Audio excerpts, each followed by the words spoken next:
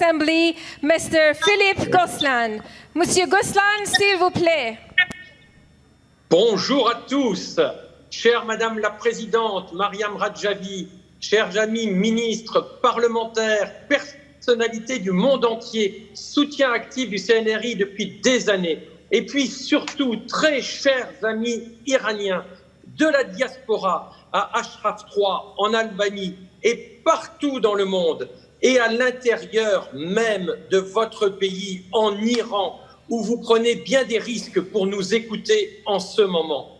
Comme tous mes collègues parlementaires français que je salue, députés, membres du comité parlementaire pour un Iran démocratique, je crois en un Iran libre, un Iran démocratique, un Iran respecté, un Iran où il ferait enfin bon vivre. Cet Iran n'est pas seulement l'Iran de mes rêves ou des vôtres, mais c'est surtout celui auquel vous travaillez ardemment et avec autant de ferveur depuis des années maintenant. Merci, oui, merci pour votre action. Il y a 2 ans, en juin 2018, nous étions ensemble au grand rassemblement de Villepinte. Déjà, comme d'autres, je dénonçais alors les dérives, les exactions du régime des mollahs. Un attentat était déjoué le jour même qui nous visait collectivement.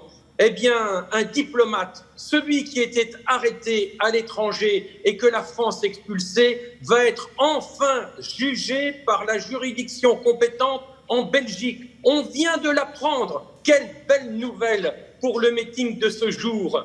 Tous ces liens entretenus par l'Iran démontrent, s'il en était besoin, les ambiguïtés du régime, faisant de Téhéran un État que, hélas, on peut classer, et je le regrette, mais c'est la réalité, parmi les États terroristes.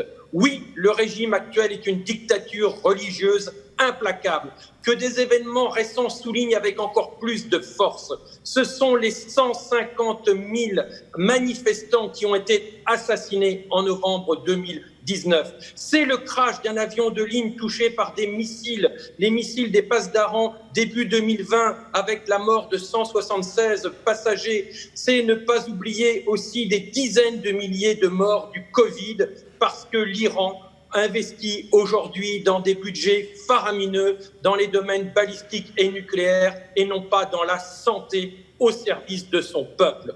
Plus que jamais, le temps est venu pour la France, pour l'Europe dans son ensemble, de tourner la page.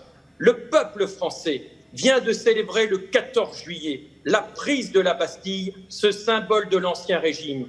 Il est d'autres Bastilles, chez vous, en Iran, l'Iran qui est devenu une prison intérieure. Alors faisons tomber les murs. Oui, rendons libre ce grand pays à l'histoire millénaire.